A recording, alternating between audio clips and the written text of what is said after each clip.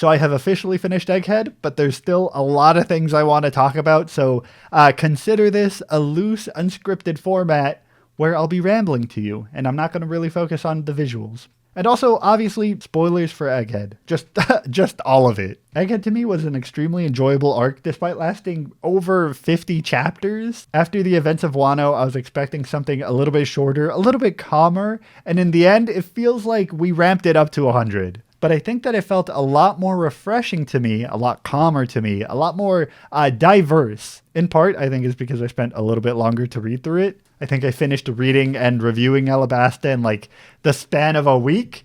Never doing that again. But also because the entire narrative theme of Egghead changed so much. It went from like a goofy adventure to like a one-off fight to a mystery thriller to like an escape chase. And I think that deserves a lot of credit that it was done so beautifully. We also had a chunk of it dedicated to the flashbacks. A lot of this arc flipped back and forth between Egghead, Law, Kid, and people reacting to the news that Vegapunk had to share. There was also the whole Cobra assassination plot line at the Red Line. There was a lot of stuff that we juggled in this arc. So even though the arc was called Egghead, it didn't feel like we spent all of our time in Egghead. And I think that really made a difference. There's been a lot of times where I'm reading through the story, Whole Cake, Alabasta, Dressrosa, where you think, wow, we're on just one island and we only have one theme that we're working with. And you know, in retrospect, it's nice that you remember that island having like that one distinct theme. But when you're 60 chapters deep and you're still walking around on a floor made out of cake, it starts to wear on you a little bit.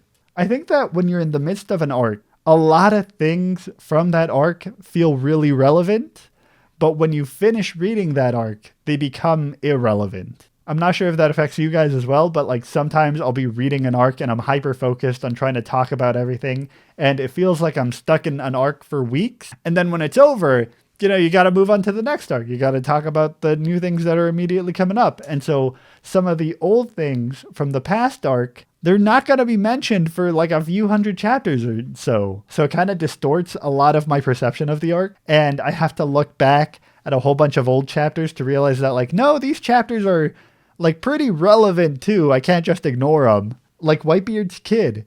He was a character that I felt was added into the story. And I was like, yeah, I'm sure he has some purpose. But then again, you know, maybe he doesn't. Maybe he's like Pinkbeard or one of the gladiators in Dressrosa. And then in Egghead, it's hinted that Whitebeard's son is potentially like a version 1 beta test of the Seraphims, I think. And that Whitebeard's mom was cloned to create Stussy, I think. Again, like, is that what happened? I think so. But for the longest time, they're just characters that were around, and we didn't really talk about them until the start of Egghead, and all of a sudden they're relevant again. And it's one of those things that only really matter within the framing of Egghead. And now that we're leaving Egghead, if we never see Whitebeard's son again, I don't think I'd care. While we're talking about Stussy, can I just say how weird it was that like CP9 was here in this arc? They came in really strong hunting down Vegapunk and then hunting down the Straw Hats. So at first it felt like a rematch fight. It felt like we had been building towards this fight for who knows how long since Enies Lobby. And at this point, I was hoping that we'd get over it, like just do the fight, because I think all the One Piece movies had teased it out way too much. And so I wasn't going to believe anything until I saw it. And then I saw it. Luffy fought Lucci for like a little bit. And that's the thing. He was only fighting him for a little bit. I think in that short span of time, you were able to feel how like lopsided the fight was, how unable Lucci was to defeat Luffy. But it only felt like we got that one round of it, and then the story goes, yeah, you get the idea. Lucci would have lost or whatever. Move the plot forward, blah, blah, blah, do something else. Because then Stussy ended up wrapping up the fight between the two. And then later on in the rematch of sorts, Lucci got demoted to being like second crew fight status, fighting Zoro. And I'm fine with him fighting Zoro, but it felt like we had shifted things around a lot. That like, oh, Luffy has bigger things to deal with, so Lucci has to get sidetracked in a 1v1 with Zoro. And then because of that, because of the structure of Egghead, Zoro and Lucci are isolated from everybody else until the rest of the arc. And so I think Lucci got it kind of rough. He got like the bad end of the deal here. But also, Stussy betrayed Lucci, and I think that's funny. He was so utterly shocked it happened. He was like, yeah, let's take him down. Wait, what's happening? And he was so utterly shocked when it happened. Guess what, Lucci? That's how we felt back in Water 7. Not so nice to be backstabbed, is it? I had a bunch of different theories for what Bonnie's role in the story would be. Like, ever since her introduction in Sabaody, I kind of thought that she would be more so like a teacher to Luffy or something like that. Kind of like how Vivi made Luffy a better leader back in Drum Island. I was like, hey, maybe Bonnie would do the same because she thought a lot of stuff over and she helped the Straw Hats back in Sabaody, helping Zoro like literally dodge a bullet from the Celestial Dragons and all.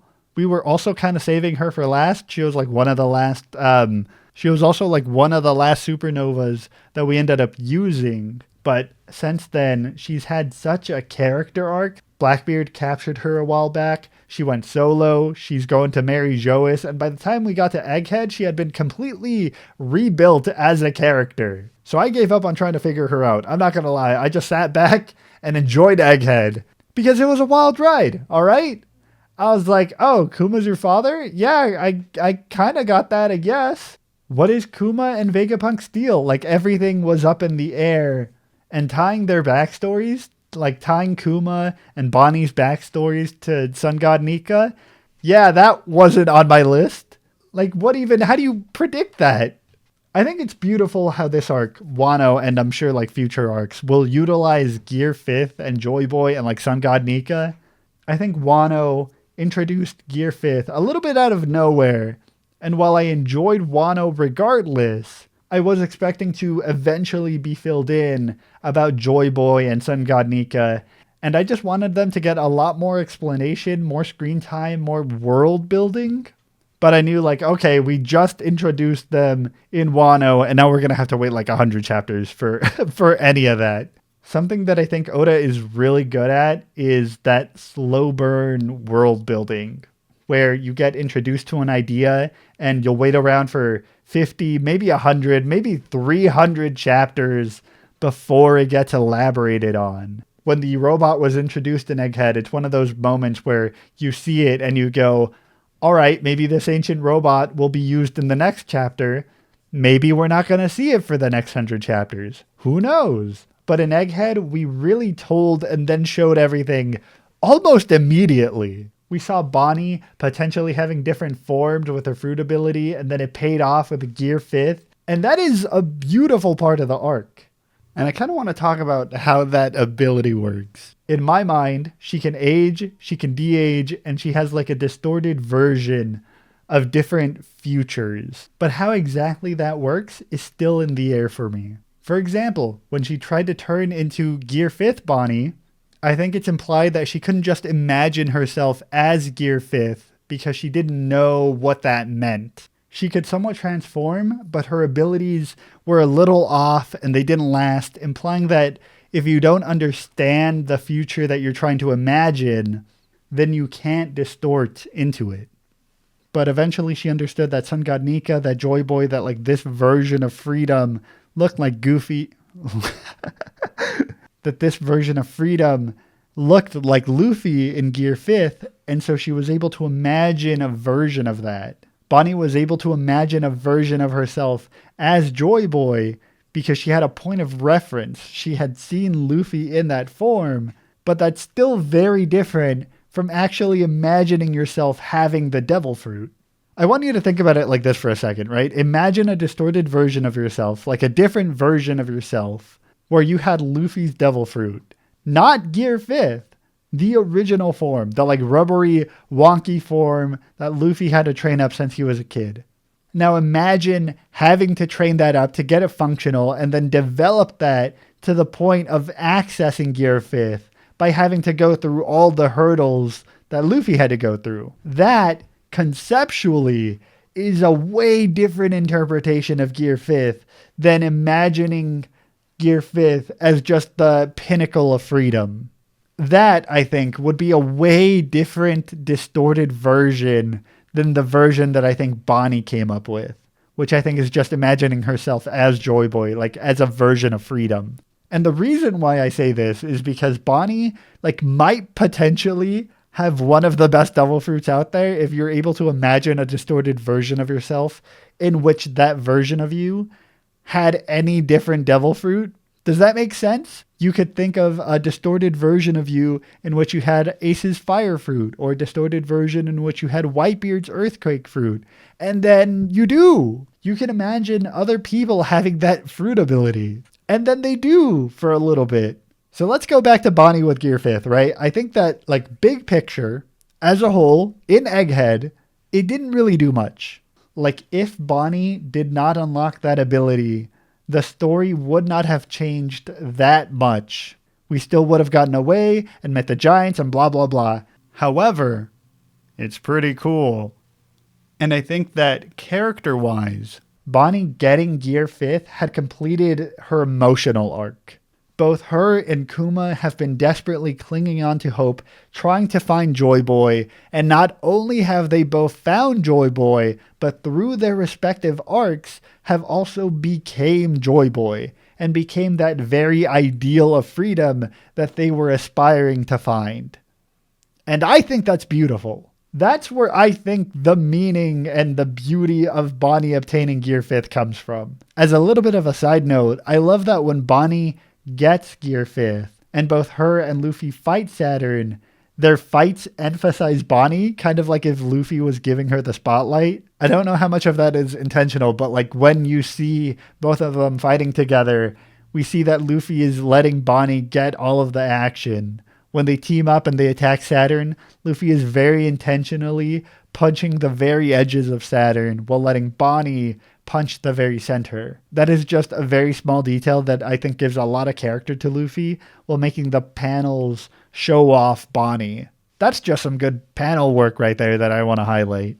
I don't want to say that the story has missed potential, but I think the story has a little bit of missed potential. It feels like every arc has something minor or maybe major that it like doesn't fulfill, because there's either like too much going on or we don't have anywhere to fit it, or it's like, oh, maybe we'll fit it in later. Like back in Wano, Zoro's whole like arc felt like it got pushed aside. And I think it got pushed so far to the side that I think we learned more about his backstory and his origin from the SBS corner than the actual story. And that's weird to me. That details like that just get glossed over, and the only way for you to experience them is to see things outside of the canon material. For Egghead, it feels like Frankie and Vegapunk should have had like maybe a few more moments together. Like throughout the story, Frankie's been making stuff. He's been in Vegapunk's old base. They have a lot of correlation with one another. And now that he meets Vegapunk, kind of, we barely get to see them interact. They hardly talk to one another, and like I'm expecting an SBS in like 5 months to be like, oh yeah, they talked about all this stuff. And I'm like, oh cool, I guess I just don't get to see that. It's a bit of a cynical take. I'm a grumpy old goozer, I get it. I just want to know if I'm the only one that feels this way. Maybe like at the start of Elbaf or something, they'll share like a moment and I'll be like, oh okay, we made up for it, I guess. Or maybe them actually having a moment together is just something that like I am the only person who wants that and no one else cares. Who knows, man? Maybe after some time I'll think about it more and I'll feel differently about that part specifically in this arc. I got a bit of a conspiracy theory of a comment a bit ago when someone mentioned that the hockey knot might have been introduced over 500 chapters ago as the wind knot. And that guy might have been cooking. I don't know what, but he's cooking something. When I saw that comment, I was like, yo, I remember the wind knot. It was pre-time skip in post-war. I had watched and read that part of the story, so I went back to get a panel from it. And fellas, it's not there. That's right. The wind knot is an anime exclusive thing. I don't know if that makes the wind knot even canon. It's not the manga, and I don't know if you could even say that it was intentionally leading up to the hockey knot. But for the sake of speculation, for the fun of it, let's pretend like it is. If when it was written, there was a specific thought that, yes, Joy Boy himself in the future will have some kind of knot that contains hockey, and so we will reference it as this wind knot way back here to kind of foreshadow that. That seems like a lot of chess work right there. Like, this feels like it would be an obscure reference to Greek mythology or something. You know how in those stories you hear like, oh, a god died and then a new one came out of the old one's brain or something like that. Something out of left field that doesn't really make sense in modern storytelling. I think that the hockey knot would fall in that category where surely it must be like a play on words or like a reference to something. When you see the wind knot, you're like, okay, that's a little bit goofy. Ha ha ha. Nami might use it and she's the weather girl. And by the way, I don't think she ever used that thing. Like, ever. It's a small detail. But now that you have the hockey knot and it ties back like a knot, you get it?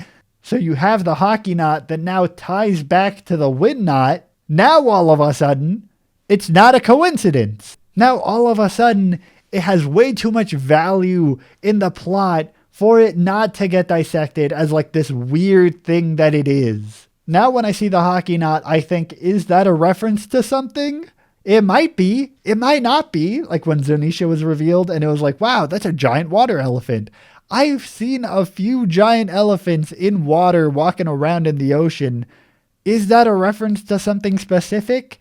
And no one found something. So could this be Oda just making something weird out of nothing? Or is this like some obscure reference to like a book from the 1600s or something? In my mind, there are small ideas that add a little bit of flavor into your world. And then there are big ideas that are like required for your world to function. The knot on Weatheria, that was a small idea. It added flavor and it was goofy. But now, hockey knot, it might be a big idea. Another example was Vegapunk talking about the entire world sinking. At first you see Enies Lobby and you're like, oh, that's weird that there's a hole in Enies Lobby. And then nobody brings it up for like 500 chapters. So you're like, okay, maybe that's just like a small scale idea, a little quirk, a little weird thing in the world. But then you get introduced to the fact that the world is sinking. And then you think back to Enies Lobby, back to Water 7, that flooded part in Wano, and then all of a sudden, bam! Now it's a big scale idea. Now it is utterly fundamental to the world. It went from like a haha goofy one-off to something that is fundamental to the world. There are ideas that you can throw out there last second. I could argue that like the ancient robot in Egghead was thrown in last second. If he doesn't have like a bigger impact on the story, then like it might have been. It could have been a small scale idea. But then like the entire world flooding is kind of something that you can't walk back. It is an idea that you think about and it could be dormant for hundreds of chapters because they never have to be extremely relevant until they are, you know? The whole world flooding could be this one thing that like nobody ever mentions in the story or talks about ever happening. It just is. And then maybe you'll get a glimpse of like an island getting submerged, but hey, the world is goofy. You might think, oh, it just does that sometimes. And so you can get away without explaining these big concept ideas because you can't identify and separate them from the small scale ideas. And at that point, it's kind of how a lot of the story feels for me. We reference something and then we might not ever bring it up. We might bring it up hundreds of chapters later. It could be like a Joy Boy, for example. We saw that in a poneglyph once and then we had to wait so long to get any more info. You could have really tried to make it a small scale thing, but instead it ended up being such a large scale thing. And I love that stuff. That's it. Those were the ramblings of a madman. Go eat fruit and try to see if you sink in the ocean.